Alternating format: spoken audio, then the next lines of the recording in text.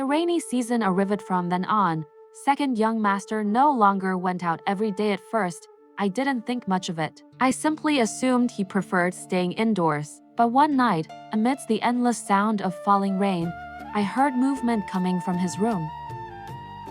I peered through a crack in the window. Inside the dark room, second young master was curled up, both arms wrapped tightly around his leg. He bit down on a blanket as muffled groans of pain escaped his throat. Under the dim light, his face was deathly pale. I had never seen him like that before. Without thinking, I rushed into the rain and ran straight to the pharmacy. I knelt before the old physician, kowtowing again and again, begging him to save second young master. Default text be the time I returned with the medicine. I was soaked from head to toe. After taking the medicine, second young master finally fell asleep in my arms. The next morning, he woke up. When he saw how miserable I looked, his eyes reddened slightly. He simply called out, "Come here." Yet in the end, he allowed me to change into dry clothes first. The more time passed, the less I understood second young master. Not long afterward, eldest young master returned. He had been swindled out of his entire fortune. Meanwhile, thanks to everything second young master had quietly accomplished, the family's situation gradually improved. After a long conversation with his elder brother, second young master left home once again. This time, he was gone for 2 whole months. By the end of the year, the family had moved into a new residence. Yet second young master still had not returned. More than half a year later, the entire city of Hangzhou was talking about one man. That man was second young master. People had given him a title, half the god of wealth. I didn't understand. If he was the god of wealth, then why add half to it? But second young master didn't seem to care. The day he returned, he sat quietly in the courtyard watching me sweep fallen leaves. He wore a simple black cloak, yet there was an undeniable nobility about him. His gaze fell upon the broom in my hand. "What is that?" "A broom."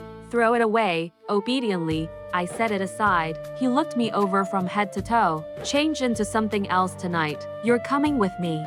That evening, second young master took me to West Lake. He led me aboard the largest pleasure boat on the lake. It was the most luxurious place I had ever seen. The boat was filled with distinguished guests. Every person who met second young master treated him with the utmost respect. I intended to stand with the servants, but second young master called out, "Come here." I walked over. Then he patted the seat beside him. I froze. A young nobleman nearby laughed. "Miss Hu, please take a seat." It was the first time anyone had ever addressed me that way.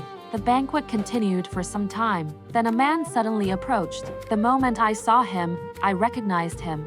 He was the same man who had humiliated second young master years ago and had even struck me. He knelt before second young master. His voice was thick with alcohol. He admitted that when the Yang family fell into ruin, he had refused to help, nor did he regret kicking them while they were down. Because in the past, second young master had once hurt his wife. After speaking, he broke down in tears before everyone. All eyes turned towards second young master. Second young master merely asked calmly, "If you have no regrets, then why are you kneeling before me today?" The man immediately fell silent. The entire boat became quiet. Then second young master poured himself a cup of wine. Raising it, he said, "This cup is for those who once helped me," and he drained it in one swallow. Then, before anyone could react, he lowered himself and struck his forehead against the deck. "I offer my apology to those whom I have wronged. No one had expected it." A man who now controlled half the trade routes of Jiangnan had bowed his head before them. Every guest sprang to their feet. No one dared accept such a gesture from him. Default text second young master rose to his feet. His expression remained calm. "I, Yang Yiqi, conduct business according to only 3 principles: courage, wisdom, and trust. If you are willing to trust me, then from this day forward, we shall share both fortune and prosperity together." With only a few sentences, he won over the entire room. No one dared look down on him anymore.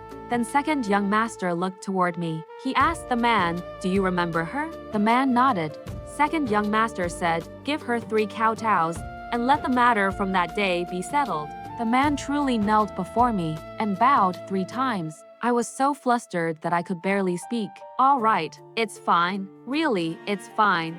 On the way home, second young master called me into his carriage. He looked at me for a long moment before saying, "You suffered because of that." I hurriedly shook my head. For the first time in my life, someone had stood up for me. How could that be called suffering? Second young master smiled faintly. I lowered my head. "What are you looking at?" he asked. Without thinking, I answered, "The ring."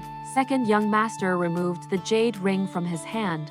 Then he placed it in my palm. "If you like it, it's yours." The ring still carried his warmth. I closed my fingers around it tightly, and for some reason, my heart began to beat faster than ever before.